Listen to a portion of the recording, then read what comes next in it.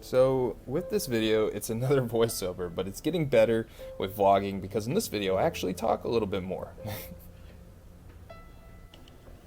Alright, it's my last shift at this apartment complex. I hate going up these stairs because it just reminds me how much out of shape I am, even though I'm like super skinny. I just sit all day and I work like 90 hours a week, and so I don't have that much time to do anything. So my job for about the past year has been in-home care providing for people with mental and physical disabilities. It's been kind of tough. It's not really that tough, but it's kind of tough. If you've done it, you understand.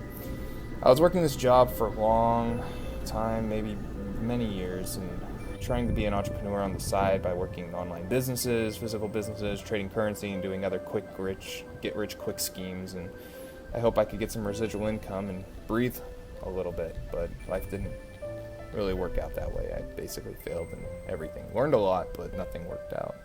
So now I'm going to talk a little bit about my recent experience at work that... Hey there, this is a clip just before I go on my trip. It's almost like 10 days away now that I think about it. Yeah, about 9 days away. But yeah, I'm finishing up a shift here. It's going to be my last shift at a client. And it's pretty funny because, you know, it's a woman client, she's older, and it's just like, yeah, I'm going away, I'm never coming back. And then, you know, I was expecting like some tears and stuff because I've been working for like years and stuff. She's like, okay, have fun, goodbye.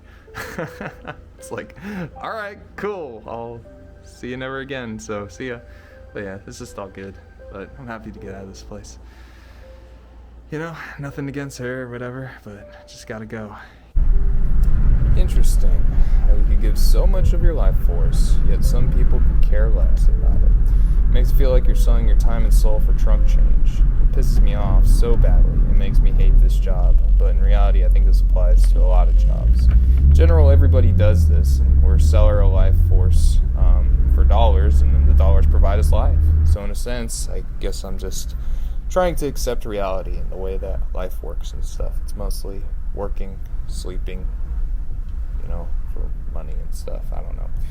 I was on and off for about joining the military for the last 4 years, and then I eventually did join, but then backed out because I got offered a multi-level marketing company opportunity. But then I quit that because it didn't work out. It lost a ton of friends. It was terrible, and then I basically tried joining the Air Force again. I got in, but then they found out I lied about my medical history and got kicked out. And that really sucked. It put a huge dent on everything I was trying to do, including my self-confidence. I was in utter defeat. My mom was disappointed. She told all my family, and it was just kind of embarrassing, honestly. So anyways, now I just returned depressed, discouraged, jobless, and with plenty of dark thoughts. Fortunately, I was able to get my mental health job back, ironically, but the hours were not friendly at all. Sure, I could work less hours, but I really needed the money to try and get out of debt and to also get some room to invest. I was trading the money, once again, that I saved up from this job when I got back in the market and was going for that, but then I lost everything. My whole portfolio was about $10,000, which working a minimum wage job, you understand that's a ton of money. And I was also in debt because I thought I could pay it off the debt by making money. And yeah, it failed, and I was back to square one. Then I talked with my friend Dwayne one day that you'll see in the video, and he told me about the Pacific Crest Trail. And then I was like, I need to do it. And so I started saving up for the next 4 to 5 months so I could just get out in nature and figure out what the heck is going on with my life and what I want to do, and meaning and purpose, hopefully finding that too. The job was easy in the past because I mostly worked light shifts, but it was tough because the reality of seeing disabled people and that you're similar to them drove me insane. It was kind of disturbing, like changing a grown man's diaper or sticking a tube up a man's junk, or just tough stuff in a situation. It gave me depression and anxiety.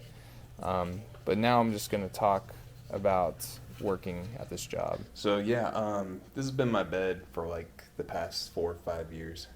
I sleep better in a sleeping bag and a pillow more than I do just in my own bed at my mom's house and stuff, and that also when I lived at another house. So it doesn't look too bad, but you know, it can be bad sometimes.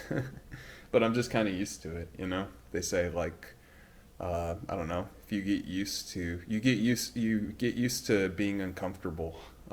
You make something that's normally uncomfortable, and you're comfortable being uncomfortable. That's the idea. So anyways, getting ready to quit the job here, do the Pacific Crest Trail in a couple weeks. Pretty excited to be in the sleeping bag. At least I'll be outdoors now, and it'll be nice out. So anyways, just the video.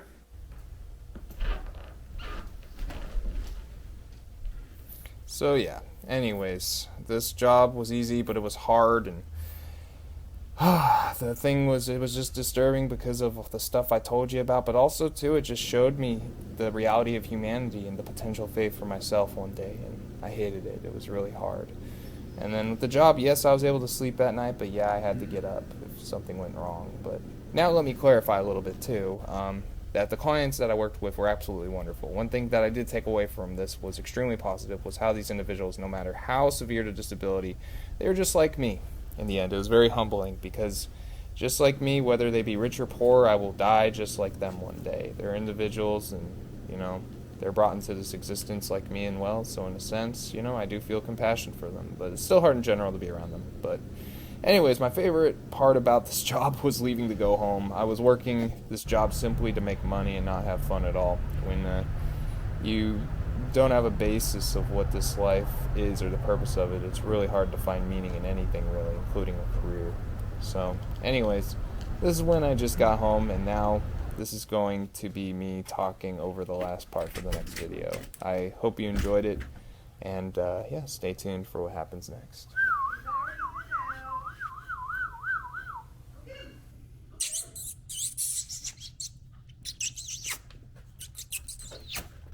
Oh, who's it go? Is it a good girl? Yeah, it's a good girl, huh? Yeah, it's a good girl. This is Harvey. I'm gonna miss her more than anyone and anything else. She's a good girl. She's exploring. And she's not one of those crazy chihuahuas that's always barking and that's super aggressive. That was our old chihuahua, and she passed away. Her name is Becky. She is pretty sweet in her own way too. Very defensive, which was kind of cute. But it's kind of interesting. It's almost like that she was always upset and angry, and it kind of developed a sickness almost within her compared to the other dog, because they're brother and sister around the same time, so it just makes me wonder. But yeah, I don't know, maybe it's just if you're more angry and more sad all the time, it might shorten your physical lifespan. So interesting thought. Yeah, maybe it works in animals too. I don't know. It just makes you wonder just really how much of the mind controls the body. Like when I play video games and stuff, I'm a big nerd. Hey, over here. If like I'm having to jump over a building, my hands will start sweating, in real life. And, if I get, attacked and stuff, my heart might start racing, which is like super nerdy. But at the same time, it's just how much does the mind really do impact the body? And I think it's quite a lot more than we think. So anyways, that's a thought from my dog, but I'm gonna miss her. I'm gonna miss the house, and yeah, it'll be all good though. It'll be good. Excited.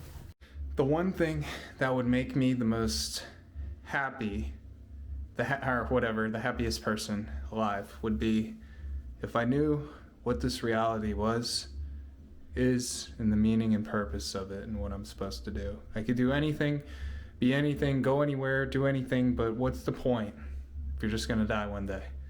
I just hope I can get some answers, so I'll get some encouragement to actually try and live life and to better myself and to do things, because you can watch all the self-development, you can learn all the books, you could do all this stuff and even grow as a person, but in the end, what's the point? What's the meaning if you'll just grow old and die, or get a disease, or get killed by somebody else or something else anyway? It just doesn't make sense. So with my adventure on the Pacific Crest Trail, I hope to find myself and also hopefully find some truth with this life, or at least accept that I can't find the truth with this life and be mentally okay with that.